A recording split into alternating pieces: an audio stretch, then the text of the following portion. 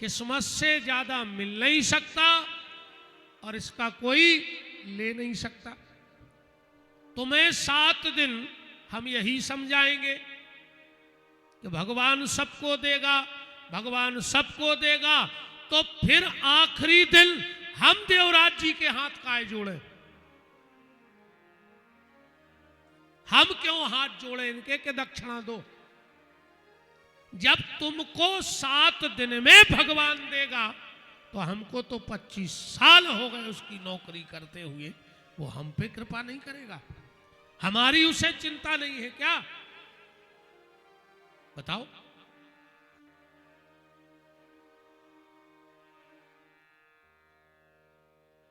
जो ब्राह्मण या कथावाचक शास्त्र का सौदा करते हैं उनको इतना पाप लगता है।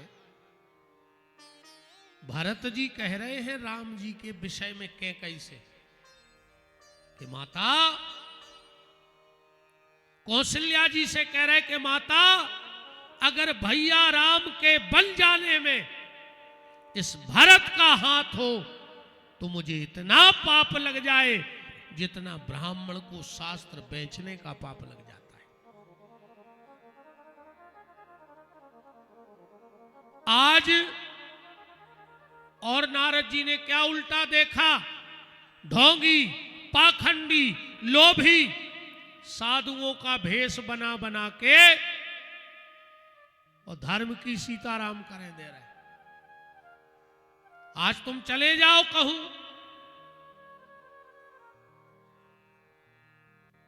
बाढ़ आ गई, मेरा निवेदन बस एक है, अगर किसी भी व्यक्ति ने ये संत का चोला पहना है तो इतनी कृपा करना कि कम से कम इस संत के भेष में कोई दाग मत लगा देना। अगर ये चोला पहना है तो, वरना उतार दो और फिर तुम्हें जो करना है करो, कोई दिक्कत नहीं है। कम से कम अपनी नहीं तो इस चोले का सम्मान रखो, ये बहुत कीमती चोला है। और एक और सुन लो हमारी तुम्हारे, जो असली संत होगा वो श्राप देगा नहीं। थोड़े से स्वार्थ के लिए वो जीवन की तपस्या को नाश नहीं करेगा। जो सच्चा संत होगा वो श्राप दे है ने, और नकली को श्राप लगत नहीं है। इनको डराइयो ने जो कुछ नहीं कर सके तुम्हारा, अपनो नहीं कर पाए कछु तो तुम्हारा का रहेगा। और ऐसे अगर श्राप से मरते तो अपने सागर जिले में 500 रोज मरते। देखो 100 को ने दिया वही कहते भस्म हो जा, तुम उतना ही मर जाते। आजकल बाबा बने में टेम भी नहीं लग रहा हो। उपाय हम बता रहे सायपुर में जे देखो बनने हुए, 1 महीना डाली भरने बनवत जो 100 रुपया बच जे, 50 रुपया को हर एक माल से स्टील को डिब्बा, अब 25-25 की 2 लूंगी। तुम बाबा होगा क्या लगना?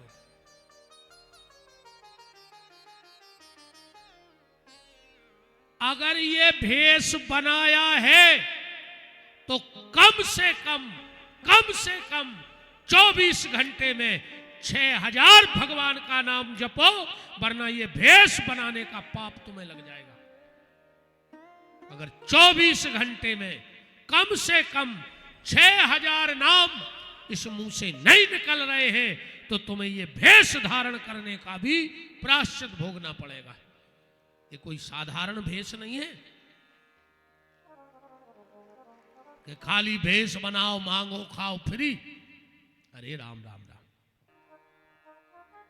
नारद जी ने और क्या देखा कलयुग में? माता पिता का सम्मान नहीं है। अब तो सरकार तक पीछे पड़ गई। सरकार खुद ही कह रही, पहले अपन कहते बड़ा परिवार सुखी परिवार, सरकार ने बीच में टांग डाली।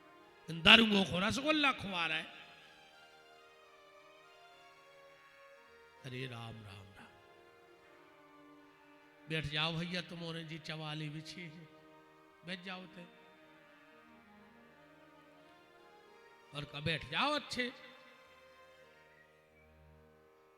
खड़े खड़े कथा नहीं होत, खड़े खड़े तो जिंदाबाद और मुर्दाबाद। नेताओं की रैली ऐसे ही होते हैं, उतने नहीं बैठेंगे, क्या पता कब लाठी चार्ज हो जाए। उते खड़े ही होके सुनियो, इते बैठ के उते खड़े होके। कथा खड़े होके सुनना अपराध माना गया है। अपराध है खड़े खड़े भगवान की कथा सुनवो, इसलिए बैठ के कथा को श्रवण करना चाहिए। वृंदावन बिहारी लाल की।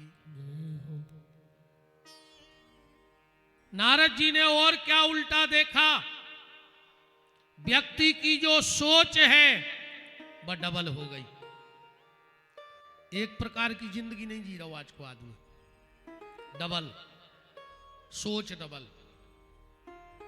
तुम तो अपने घर से लगा जाओ, अगर दूध में माछी गिर जाए तो आदमी दूध फेंक दे, तुलसाने में डाल दे, काहे माछी गिर गई थी।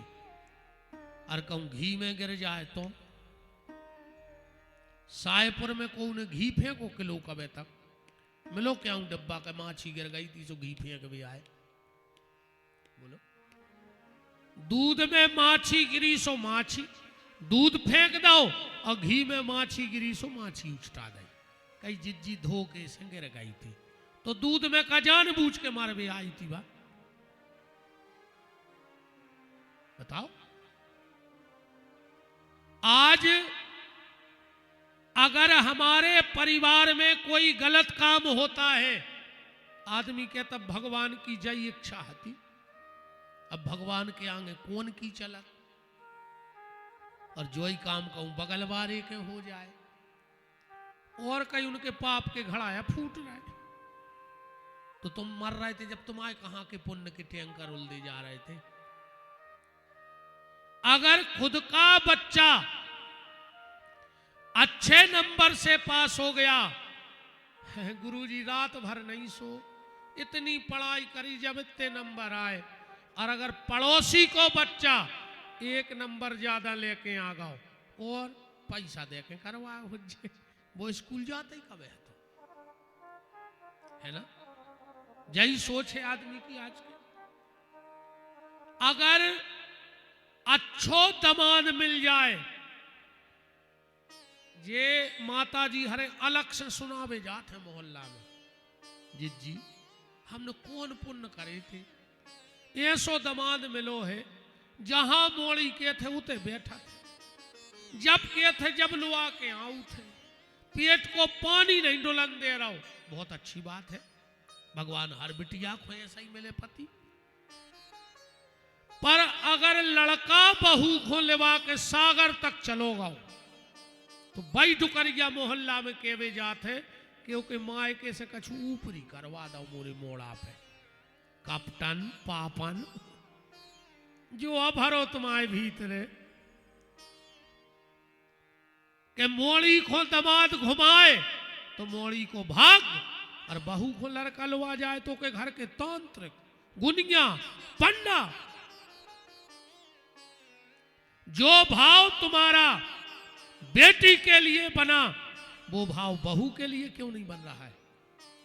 और जिस दिन जो भाव तुमने अपनी बेटी को बनाया है, अगर वही भाव अपनी बहू को बना लोगी, तो मैं वचन दे के जा रहा हूं, तुम्हारा घर बैकुंठ हो जाएगा और स्वर्ग हो जाएगा। तुम्हें कहीं भटकने की आवश्यकता नहीं है, स्वर्ग बन जाएगा तुम्हारा घर, बैकुंठ बन जाएगा। गंगा गोदावरी अयोध्या वृंदावन सब तुम्हारा घर होगा। नारद जी ने कहा भैया, जब वहां से मैं कहां गया, वृंदावन। मैंने भक्ति को तो युवावस्था में देखा, पर ज्ञान और भक्ति को वृद्ध देखा। मैंने बहुत उपाय किया, कि ज्ञान और भक्ति, भक्ति माने आचरण, बहुत ध्यान से बात समझियो, ज्ञान में और भक्ति में कितना अंतर है, या आचरण में। एक राजा ने अपने दरबार में एक प्रश्न रखा कि मुझे ये बताओ, ज्ञान बड़ा है कि व्यक्ति के आचरण बड़े हैं। पूरे दरबार में कोई इस प्रश्न का उत्तर नहीं दे पाया कि ज्ञान बड़ा है कि आचरण बड़े हैं। राजा ने अपने गुरु से कहा, गुरुदेव आप मेरे इस प्रश्न का उत्तर दो, ज्ञान महान है कि आचरण महान है। राजा ने जब गुरुजी से पूछा, गुरुजी ने कहा, राजन मुझे 5 दिन का टाइम दे दो, बस 5 दिन में मैं तुम्हें बता दूंगा कि ज्ञान बड़ा है कि आचरण बड़े हैं। राजा ने कहा, ठीक गुरुदेव, हम 5वें दिन का इंतजार करेंगे। गुरुजी वहां से निकले। अब राजा के गुरु सब जानते थे, सीधा जहां खजाना रखा था वहां चले गए। वहां जो चौकीदार लगे थे उनके सामने एक सिक्का उठाया, जेब में रखा और घर आ गए। पहले दिन तो सिपाही ने कुछ नहीं कहा कि राजा के गुरुजी हैं, होगी कोई आवश्यकता, एक सिक्का ले गए। गुरुजी दूसरे दिन गए और मुट्ठी भर के सिक्के उठाए, जेब में डाले और घर आ गए। तीसरे दिन और गुरुजी ने पैसा उठाया, चौथे दिन उठाया। अब तो सिपाही समझ गया कि ये चोर, इनके मन में लोभ आ गया, ये चोर है। तुरंत कहा, ए गुरुदेव, एक दिन तो ठीक, 2 दिन तो ठीक, तुम आते हो और खजाने से पैसा उठा के चले जाते हो। इस शिकायत राजा के यहां पहुंच गई। और जब राजा के यहां शिकायत पहुंची, राजा ने, अब गुरुजी हैं, ज्यादा तो कुछ कह नहीं सकते। 5वां दिन आया और जैसे ही गुरुजी दरबार में गए, आज ना तो राजा ने उठ के गुरुजी को प्रणाम किया, ना चेहरे पे वो गुरु के प्रति श्रद्धा दिखी। राजा ने कहा, गुरुदेव आपको क्या जरूरत थी चोरी करने की? आप भी चोर निकले, मैंने आप पे इतना विश्वास किया, मुझे आपसे यह भरोसा नहीं था। गुरुजी ने कहा, राजा बस आगे कुछ मत बोलना, तुमने 5 दिन पहले मुझसे एक प्रश्न किया था कि ज्ञान बड़ा है कि आचरण बड़े हैं। तो अब ये बताओ, मैं गुरु वही हूं, मेरा ज्ञान वही है, पर मेरे थोड़े से आचरण गड़बड़ हो गए, तो ना तो आज तुमने हमें उठ के प्रणाम किया, ना मुझे सम्मान दिया। ये सब मैंने तुम्हारी शंका समाधान करने के लिए नाटक किया था। तो सुन लो, ज्ञान बड़ा नहीं है, व्यक्ति के आचरण बहुत बड़े हैं, उसकी आचरण से उसकी पूजा होती है। नारद जी ने कहा, वहां ज्ञान वैराग्य अचेत पड़े हैं, मुझे क्या करना चाहिए? चारों भाई बोले कि भागवत की कथा सुना दो। नारद जी बोले, जैसे आप लोग सुना दो। तो बोले, हम सुना देंगे, दिक्कत क्या है? नारद जी बोले, एक दिक्कत है। कौन सी? नारद जी बोले, जैसा ही हम ऐसा ही आप, कथा करो। चारों भैया बोले, मतलब? नारद जी बोले कि भैया ने इते कछु ने उते कछु, अपन 2 ही बाबा, कथा करो। बोले चलो खर्चा बांट लो। हम हैं बद्री का आश्रम में, और ज्ञान वैराग्य है वृंदावन में। अब बीच में है हरिद्वार। हरिद्वार से बिल्कुल एक सी दूरी है, चाहे आप वृंदावन चले जाओ चाहे बद्रीनाथ चले जाओ। बोले तो एक काम करो, बीच में कथा रख लो, आधा आधा किराया दोनों का बच जाएगा। बोले वहां व्यास गद्दी, बोले बालू इकट्ठी कर लेंगे, उस पे हम लोग बैठ जाएंगे। कहा? बोले हरिद्वार में आनंद नाम के घाट पर। चारों भाई आ गए, 4 मंचें बनाई गई, नारद जी बैठ गए। चारों भाई कथा बोलने ही वाले थे, नारद जी उठ करके खड़े हो गए। बोले भैया कथा बाद में कहना, पहले एक बात बताओ। बोले क्या? जिस व्यक्ति ने जीवन में किसी को 1 लोटा पानी भर के न दिया हो, कभी किसी का अच्छा ना सोचा हो,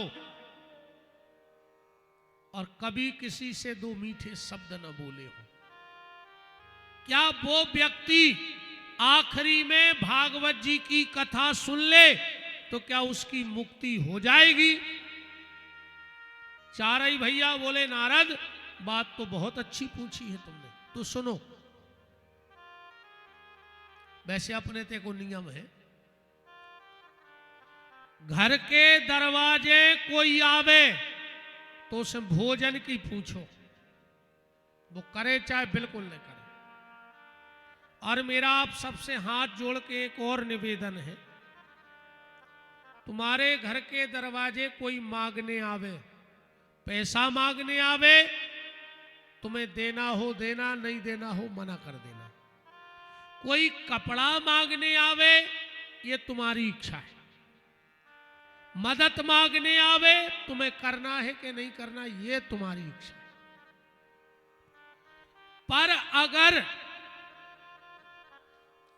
तुम्हारे घर के दरवाजे अगर कोई तुमसे रोटी मांगने आ जाए, वो ये कहे कि हमें 2 रोटी दे दो, हमें बहुत भूख लगी है, तो चाहे तुम भूखे रह लेना एक दिन, अपने हिस्से की भी रोटी उस व्यक्ति को अपने दरवाजे बिठा के खिला देना। हर चीज को मना कर देना। तुम्हारी इच्छा है देना नहीं देना, ये तुम्हारा अपना पर्सनल मैटर है। पर अगर तुम्हारे दरवाजे कोई रोटी मांगे तो 2 रोटी और 1 लोटा जल का साथ में लाना और कहना भैया यहीं बैठ के खा लो और यहीं पानी पी लो। क्योंकि अगर रोटी मांगने वाला तुम्हारे घर के दरवाजे से भूखा चला गया तो समझ लेना उस दिन तक के सारे सत्कर्म तुम्हारे नष्ट हो गए, तुम्हारे हाथ में कुछ नहीं रहा। भूखा व्यक्ति घर से नहीं लौटना चाहिए तुम्हारे। अन्नदान सबसे बड़ा दान है। मान के चलो किसी भी दान में संतुष्टि नहीं है, कोनो भी दान में संतुष्टि नहीं है। परसों आखिरी दिन 3 तारीख को जब हम जाएंगे, देवराज जी या भार्गव जी हमें पूरा गड़ा कोटा भी लिख देवे तो भी हमें संतुष्टि ने कहा। तुम तो पूरा गड़ा कोटा रहली विधानसभा लिख दिया हमें, फिर हमें सागर चाहे ले, सागर मिल जाए तो हमें भोपाल चाहे ले, भोपाल मिल जाए तो हमें दिल्ली चाहे ले, दिल्ली के बाद बंबई चाहे ले, और बंबई भी मिल जाए तो अमेरिका चाहे ले। संतुष्टि है ही नहीं है। तुम किसी को भी कितना महंगा कपड़ा दान कर दो, संतुष्टि नहीं है। तुम हमें 50,000 के कपड़ा भी ले आइयो विदाई में, तो हमें लगे यार अध्यक्ष आए 55,000 के लिए आते तो और अच्छे रहते। तुम 60 के ले आओ, हमारी 65 की इच्छा हो जाए। तुम 1 लाख के ले आओ, हमारी 5 लाख की इच्छा हो जाए। इच्छा है, इंसान है। तुम किसी को सोना दान कर दो, ओके मन में आ है यार 20,000 की अंगूठी दई 10 और मिला देते 500 मोटो हो जाते, उते भी संतुष्टि नहीं है। पर अन्नदान इसलिए दानों का राजा है क्योंकि उसमें संतुष्टि है। हम किसी के घर भोजन करेंगे तो ही तो खे हैं जितो पेट में बने। हम जा तो सोचने के 4 रोटी हम सवेरे को धर लेते। इसलिए अन्नदान को महादान कहा गया है। और देखना, जो गेहूं का दाना है वो में बीच में एक लकीर है, और कौन वन में ऐसो नहीं है, पर गेहूं ऐसो लगे जैसे 2 टुकड़ा जोड़ दे हो। मतलब भगवान ने भी वहां से संकेत दे के भेजा है कि एक गेहूं का जो दाना है इसमें आधा आधा है, आधा तेरा हिस्सा है और आधा तेरे जो दरवाजे पे भूख आ जाए उसका हिस्सा है। इसलिए उसमें भी लकीर बनी है। तो घर के दरवाजे कोई आए, भोजन की जरूर पूछो, वो करे न करे, न पूछ पाओ तो पानी की पूछियो, तो पानी पियो। हम कहते ते में दिक्कत होए तो उसे बैठवे की कहियो कि बैठो, इतो भी न कर पाओ तो उसे 2 मीठे शब्द बोल दियो। तो दरवाजे आए 2 शब्द प्यार से, इतो भी न कर पाओ तो खुद देख के तन्नक नेचे के ओंठ की मुस्कुराहट मार दियो। तुम्हारे घर के दरवाजे कोई आए तो नेचे के ओंठ की मुस्कुराहट मार दियो अकेली। काका करने अपन को भोजन की पूछने, न पूछ पाओ तो पानी की पूछियो, न पूछ पाओ तो बैठवे की कहियो, न कह पाओ तो 2 मीठे शब्द बोलियो, न बोल पाओ तो नेचे की ओंठ की मुस्कुराहट मारियो। और कहूँ इतो न कर पाओ तो जहां ये सायपुर में पानी की टंकी बनी हुई है, रात में 12 बजे सीधे ऊपर चढ़ियो और मूड़ के भरे ऐसे गिरियो कि तुम्हारी खपरिया पट जाए और तुम कल सायपुर में मरे मिलो हो। काय खो जी रहा है फिर हमें क्या बताओ। अगर तो नहीं कर पा रहे तो भगवान से कह दो कि हमें अगले जन्म में पड़ा बना दियो रे सुंगरा, न को उसे बैठवे की कहने, न को उसे पानी की पूछने। मर जज्जो रे अगर तो न कर पात हो तो। नारद जी ने कहा, भैया क्या कोई ऐसा प्रमाण है? चारों भाई बोले, सुनो नारद, जिसने जीते जी कभी किसी का अच्छा ना सोचा हो, किसी से अच्छा ना बोला हो, किसी को एक लोटा पानी ना दिया हो, ऐसा आदमी अगर मर जाए और उसके मरने के बाद भी भागवत की कथा सुना दी जाए तो उसका बेड़ा पार हो जाए। नारद जी बोले, जा तो कछु ज्यादा ही लंबी हो गई। हमने पूछी आखिरी में, सो तुम कह रहे मरवे के बाद। हमने मान जा बात, इसका कुछ प्रमाण है? तो फिर एक कथा सुनाई गई, आत्मदेव और धुंधली की कथा। कथा तो तुम्हारे सब जाना था, कथा सुना दें पहले। आत्मदेव नाम को ब्राह्मण हतो की पत्नी को नाव तो धुंधलियों के संतान हती ने। मरवे गाओ, एक पंडित जी ने फल दे दो, उन्हें अपनी पत्नी को दे दो। वह बहुत दुष्ट थी, उन्हें वो फल गज्जाए खुआ दो। पहले कथा सुन ले। पड़ोसन के बाल बच्चों भावे ने ले लाओ, वो को नाव पर धुंधकारी, और जो गैया को फल खुआओ के भाई गो करना। आखिरी में आत्मदेव जी बड़े त्रस्त हो गए संतान से, जंगल में जाकर उन्हें प्राण त्याग दे। धुंधली कुआ में कूद के मर गई, आत्मदेव पहले ही मर गए थे। धुंधकारी को 4 बेश्याओं ने मार डालो। गोकर्ण जी ने भागवत सुना कर उनको उद्धार कर दो। जा तो हो गई आज की कथा, जाए आई इतनी कथा। अब ये में से अपन निकालिए अपनी व्यथा, अपन खोई में से का मिलो। ये कथा को सार जो है, मती और श्रीमती, बहुत ध्यान से सुनियो कथा। मती और श्रीमती, आदमी की मति कितना खराब हो जाए अकेली श्रीमती की मति खराब न हुए। आदमी की मति कितना खराब हो जाए, श्रीमती की मति भर खराब न होवे तो आदमी की मति तो सुधर है, गारंटी का है। देर भली लग जाए पर उसकी मति सुधरेगी। पत्नी भर धर्म का रास्ता ना छोड़े तो पति गलत रास्ते पे भी होगा तो एक दिन से लौट करके आना पड़ेगा। अब इसका एक दूसरा पहलू देखो, इसका एक दूसरा पहलू, श्रीमान की मति कितना अच्छी होए और अगर श्रीमती की मति बिगड़ गई तो श्रीमान को फांसी लगाने पड़े और कुछ नहीं कर सके श्रीमान। श्रीमान को फांसी लगानी पड़ेगी। आपके दमोह लोकसभा क्षेत्र के बड़े सरल सहज और आप सबके परम स्नेही सांसद महोदय भैया श्री राहुल लोधी जी का पावन आगमन हुआ। बहुत बहुत साहेबपुर और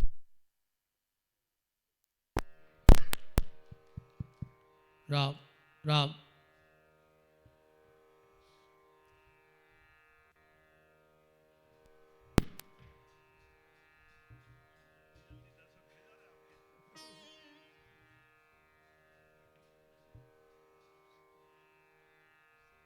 बहुत बहुत कृपा ठाकुर जी आप पे अपनी बनाए रखे।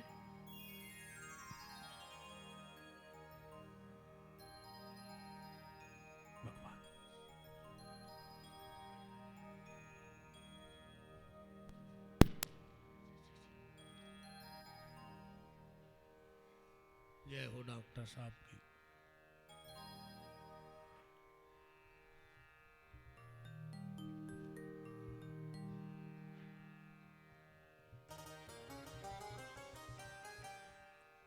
जय जय जय जय राम।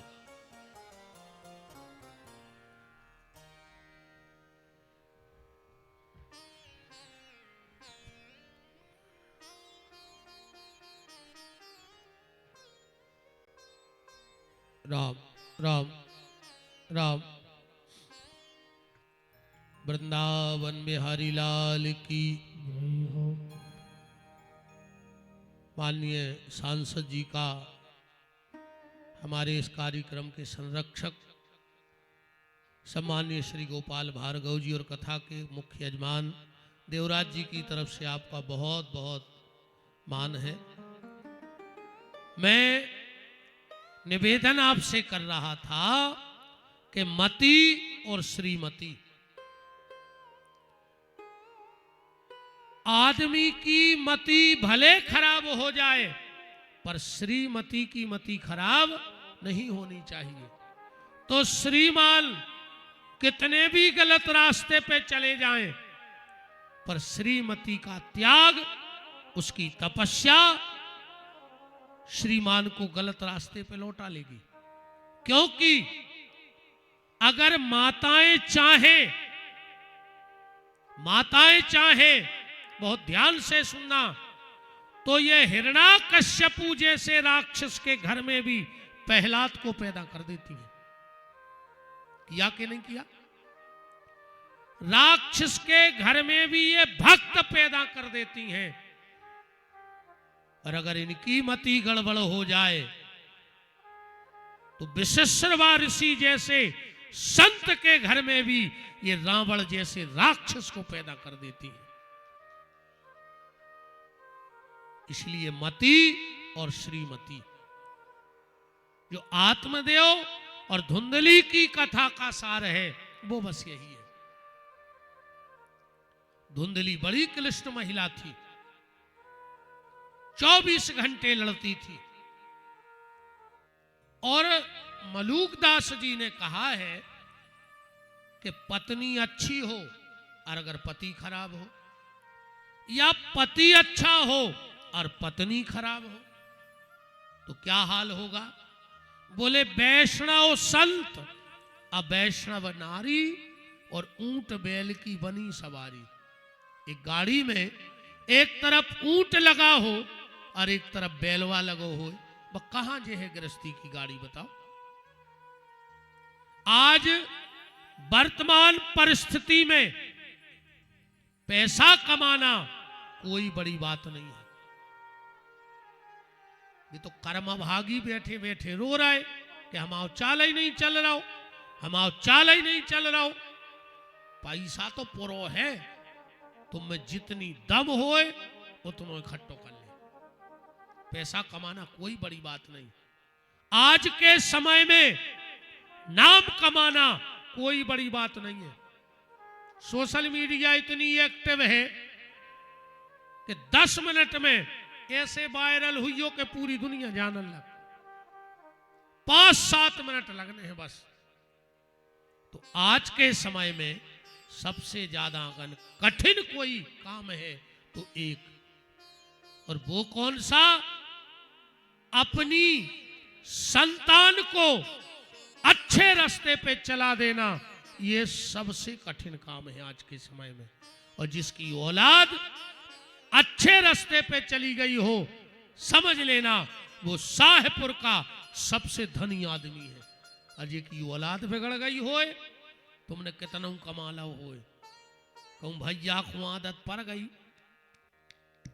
कहूं 2 ही पत्ता बायरे हो गए, सो दुकान बायरी, जमीन बायरी और घर बायरो। और कहूं जाए आदत पड़ गई और जोंदना डबल डोज हो गओ, और 12 बजी रात आके तुम्हारी कढ़ाई में बेलठ दे है कि तुम ये साईपुर में कुत्तों हाई खुचरत पर हो, सो तुम बाहर है कुत्तों हाई खुचर हो ये साईपुर में। इसलिए संपत्ति थोड़ी कम रह जाए तो चलेगा, पर संतान में संस्कार कम ना रह जाए, वरना वो संपत्ति तुम्हारी किसी काम की नहीं रहेगी।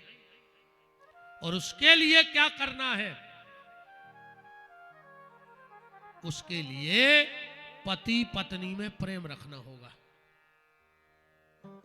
क्योंकि जो आज के पति पत्नी हैं वो कल के माँ बाप बनेंगे, और जो आज के माँ बाप हैं वो कल के पति पत्नी थे।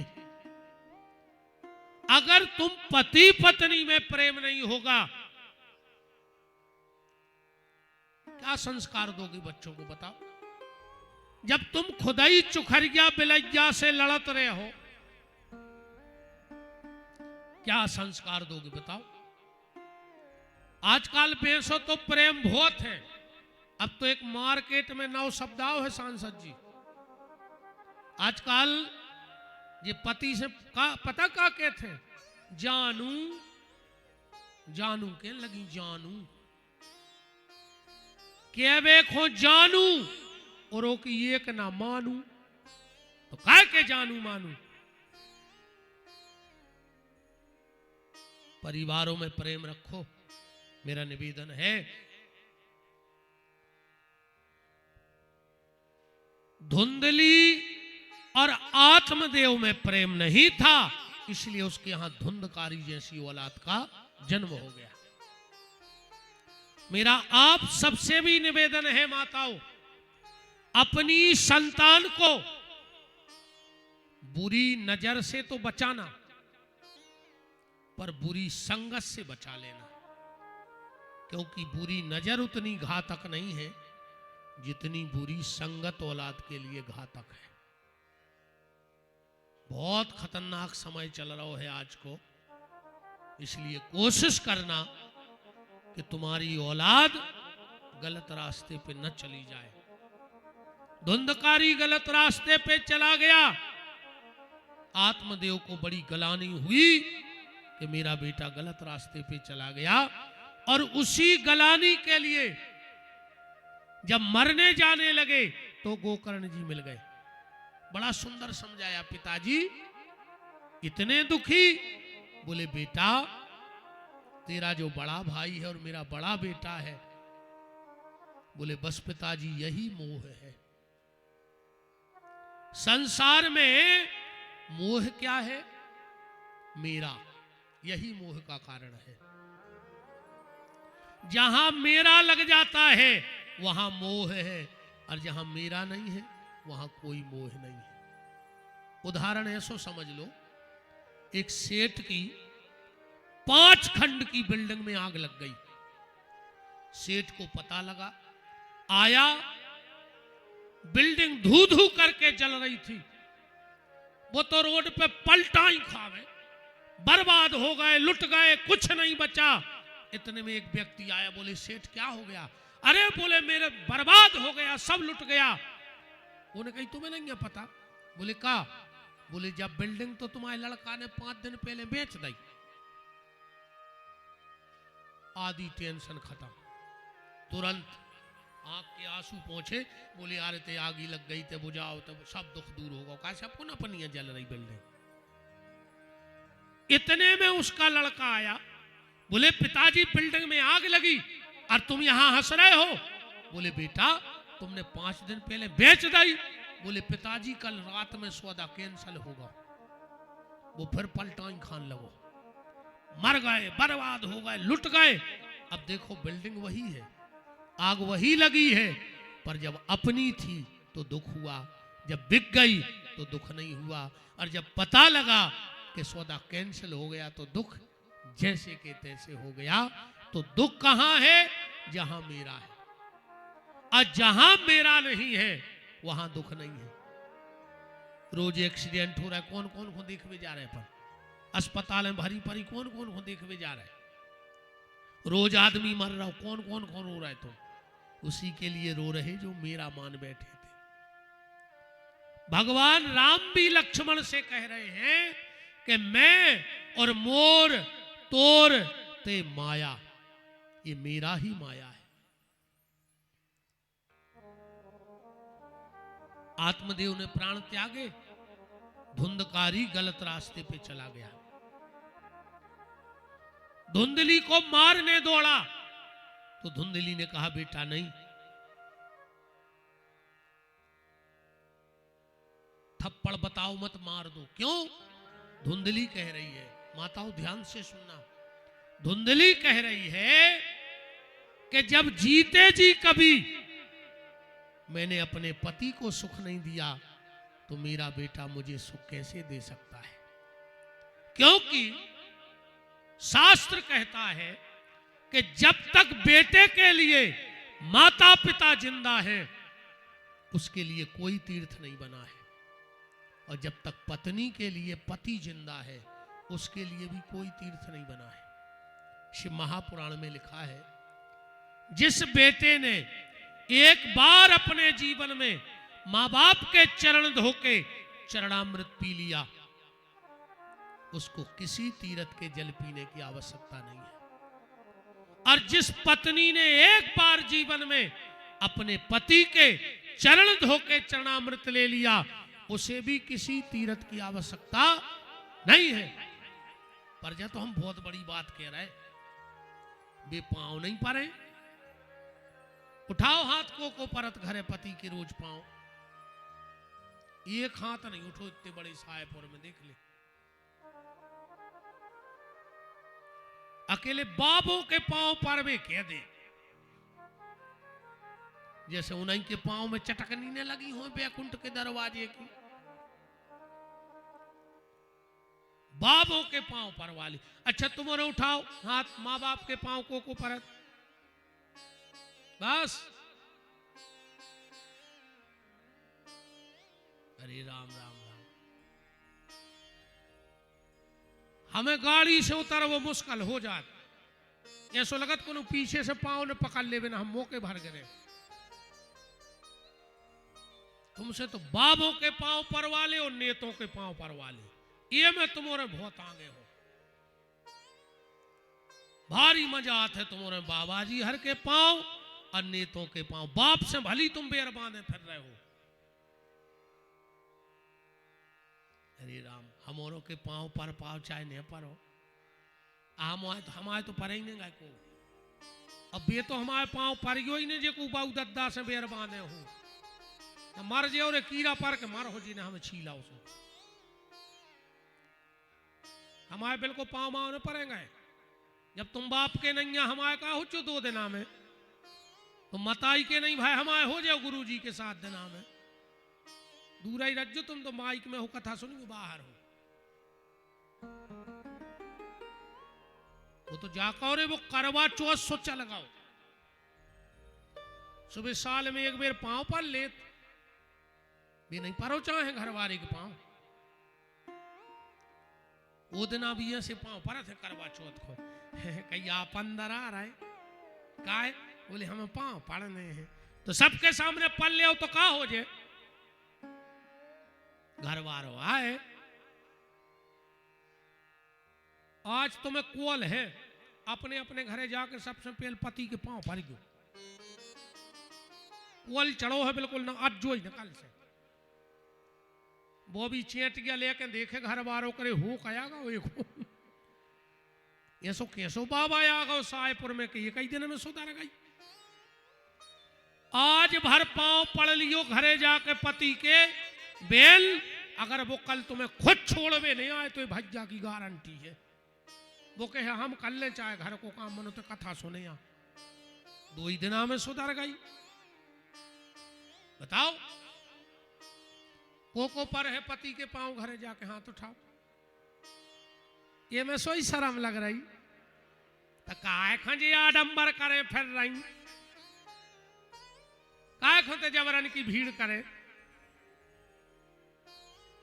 हमारी बात सुन लो, एक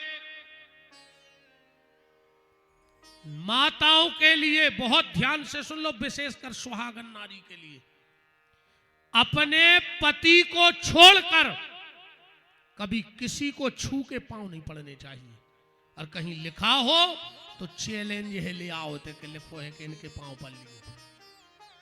कितना बड़े गुरुजी होए, कितना बड़े बे बाबा जी होए, कितना बड़े पंडित जी होए,